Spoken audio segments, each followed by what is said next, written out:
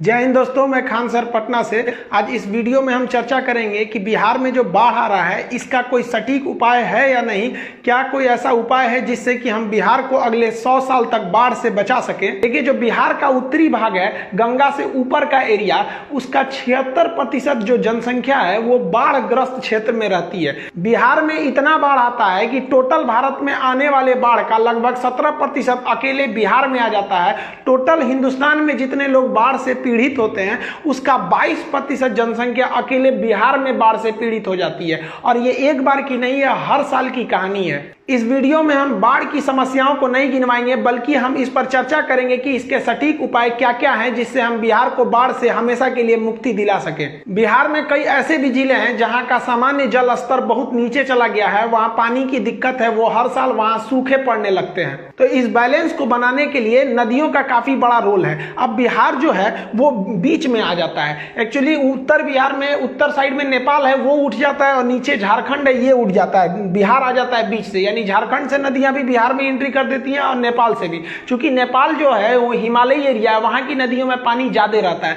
अब इस नदियों पे बांध बनाया गया है नेपाल में। जैसे सबसे ज्यादा तबाही बचा देती है कोसी नदी। अब ये जो कोसी पर बांध बनाया गया था भारत नेपाल द्वारा, वो 1958 में बनना चालू हुआ था। 62 के बाद ये ऑपरेशनली हुआ। अब ये इतना पुराना बैराज है, ये बैराज की क्षमता भी नहीं है कि वो ज्यादा पानी को रोक सके। अब नेपाल की भी मजबूरी है, अगर वो बांध का फाटक नहीं खोलता है ना, तो पानी इस पुल के ऊपर से गुजरने लगेगा, बैराज के ऊपर से, और ज्यादा जबरदस्ती किया तो पूरा तोड़ देगा, फाटके नहीं रहेगा और पूरी तरह से दह जाएगा बिहार। तो भारत सरकार को यहां जरूरत है कि नेपाल से सहयोग करके, उससे दोनों मिल बैठ करके एक आधुनिक क्षमता वाला एक बड़ा सा बांध बनाया जाए, जो कि अपने पीछे बहुत बड़े पानी को रोक सके, न कि इतने छोटे पानी को, वरना यह समस्या कभी खत्म नहीं होगी। नेपाल की भी मजबूरी है, वो बांध के पानी को छोड़े ना छोड़े कोई दिक्कत नहीं, अगर वो एक हफ्ता ज्यादा लेट तक रोक देगा तो पानी ऊपर से चला जाएगा, बांध भी टूट सकता है। जबकि आप ये देखेंगे, ये आधुनिक बांध जिस तरह से हम लोगों ने बनाया उत्तराखंड के एरिया में,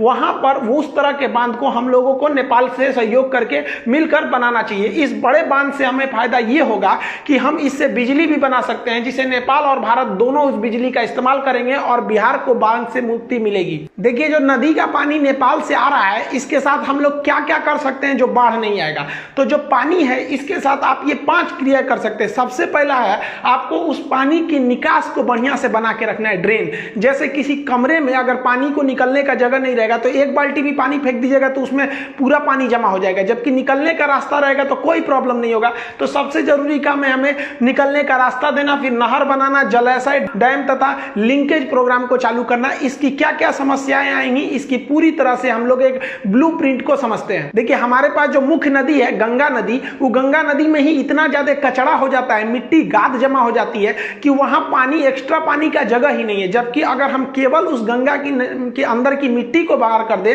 तो वो बाढ़ के पानी का लगभग 40% एरिया खुद ही सोख लेगा, उतना पानी को रखने का जगह दे देगा। इसके लिए एक विशेष करके जहाज आते हैं, डोजर कहते हैं, ये क्या करते हैं, ये मिट्टी को नीचे से काट देते हैं और इनके आगे एक पंप होता है, वो मिट्टी को फेंक देते हैं। आप जिस डायरेक्शन में चाहेंगे उससे फेंक सकते हैं। इससे हमें डबल फायदा होगा कि गंगा की मिट्टी को काट के हम बाहर फेंक देंगे और बाहर उसका तटबंध भी बना देंगे। एक इससे डबल फायदा, तटबंध बनने से पानी का लेवल और ज्यादा स्टोर हो सकता है, और नीचे से मिट्टी काट देंगे तो और भी जा सकता है। तो इससे हमको तो पहले बाढ़ की समस्या खत्म हो जाएगी, और इसी के द्वारा हम बांध भी बना सकते हैं। और ऐसा किया जा सकता है। चाइना ने तो समुद्र में यह काम करके दिखा दिया। समुद्र की मिट्टी को निकाल के, बालू को निकाल के एक जगह उसने आर्टिफिशियल आइलैंड द्वीप बना लिया। हम चाइना से जब मुकाबला करना चाहते हैं तो केवल टीवी पे मुकाबला थोड़ी होगा, जमीन पर भी उसको करके दिखाना होगा। गवर्नमेंट को इस पे इनिशिएटिव लेनी चाहिए। इससे सबसे बड़ा फायदा बिहार के गरीब लोगों को होगा, क्योंकि बिहार जो है, अगर नदियां गहरी हो गई तो बिहार के गंगा नदी पे हम ट्रांसपोर्टेशन चला सकते हैं। उस पे छोटी छोटी जो जहाजें होती हैं उसे ले जा सकते हैं, हम डायरेक्ट कलकत्ता से उससे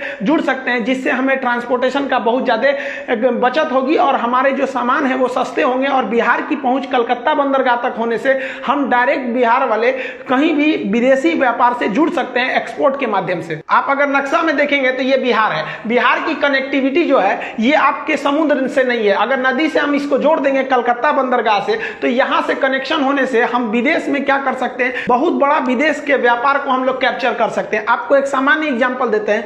बिहार जो है बाढ़ पीड़ित है, यहाँ जल की अधिकता होती है, यहाँ धान भी बोया जाता है। धान के साथ साथ आप एक मिश्रित खेती कर सकते हैं। आप उसमें बतख पालन कर सकते हैं। बतख को पानी पसंद है, ऐसा नहीं कि ये जलीय जीव है, इसको पानी से निकालेंगे तो मर जाएगा, इसे जल पसंद हो जाता है। ये धान के खेत के जो कीड़े मकोड़े उनको खा जाता है और धान में भी ये नुकसान कुछ नहीं करता है। तो ये हम दोनों कर सकते हैं। लेकिन हम क्या करेंगे, बिहार के लोगों की समस्या क्या है कि बिहार में जो बतख का अंडा है इसका कंज्यूम ज्यादा नहीं होता है, ना ही बतख के मांस का होता है। बिहार में मुर्गी का अंडा और मुर्गी के ही मांस को ज्यादा पसंद किया जाता है। जबकि आप अगर देखेंगे नॉर्थ ईस्ट में या कलकत्ता बंगाल के एरिया में, तो यहाँ बतख के अंडे और मांस दोनों की खपत होती है। लेकिन बिहार के लोग के पास ये क्षमता है, लेकिन वो सोचते हैं कि ट्रांसपोर्ट का ही खर्चा इतना लग जाएगा। जबकि नदियां गहरी होती तो उसे पानी वाले जहाज से भेजते, बहुत कम का खर्चा आता और इन लोग को इनकम भी फायदे हो जाते। खाकी कैम्बल जो भूरे रंग की बतख होती है, ये ज्यादा अंडे देती है। जबकि विदेशों में बतख के अंडे का प्रयोग दवा के रूप में करते हैं। अगर गवर्नमेंट इस पर सजग एक्शन ले तो विदेश में बतख के एक अंडे का रेट 40 रुपए है। अब आप बताइए,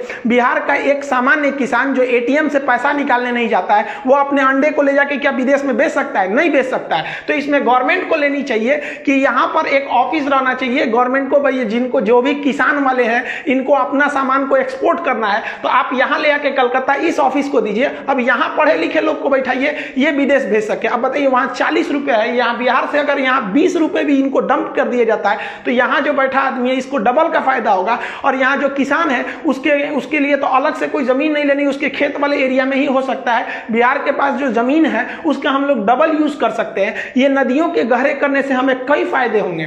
भारत सरकार को जो दूसरा इनिशिएटिव लेना चाहिए वो नहरों का जाल बिछा देना चाहिए। आप देखिए, हिंदुस्तान के कोने कोने में बिजली की ग्रिड पहुंची हुई है, बिजली सप्लाई पहुंची है। रेल हमारा हर जिला जिला तक पहुंच जाता है, हमारे रेलवे लाइन। हमारे यहाँ देखेंगे तो हाईवे है, सड़कें बनाई गई हैं। जबकि हाईवे को बनाने में आप जानते हैं मिट्टी को काट के हाईवे पे लाया जाता है ताकि वो ऊंचा हो, तो हम लोग जहां तहां से मिट्टी काट लेते हैं। अगर इसको हम सिस्टमेटिक ढंग से करते तो इन्हीं सड़कों के किनारे पैरेलल जहां जहां तक हाईवे जाता दोनों साइड में हम नहरों को ले जा सकते थे और उस नहर की निकाली गई मिट्टी से हम इस सड़कों को ऊंचा कर देते। किसान की मिट्टी नहीं कटती और वही उसी काटे गए एरिया में हम नहर का निर्माण कर सकते थे। हम उम्मीद करते हैं कि हमारे प्रधानमंत्री और मुख्यमंत्री जब इस बार चुनाव में भाषण दे तो अपने भाषण में जरूर शामिल करें कि मित्रों, इस बार नहर बनना चाहिए कि नहीं बनना चाहिए। आप बताइए, नहरों का जाल होना चाहिए कि नहीं होना चाहिए। और नहर निर्माण के काम में टेक्नोलॉजी को ज्यादा शामिल करना चाहिए। आप देखेंगे तो नहर को इसे गड्ढा कर दिया जाता है और मिट्टी ना कटे, इसलिए इसमें सीमेंट की जो आरसीसी ढलैया की जो यहाँ पे साइड में ब्लॉकिंग लगाई जाती है और नीचे, ताकि नहर मजबूत रह सके।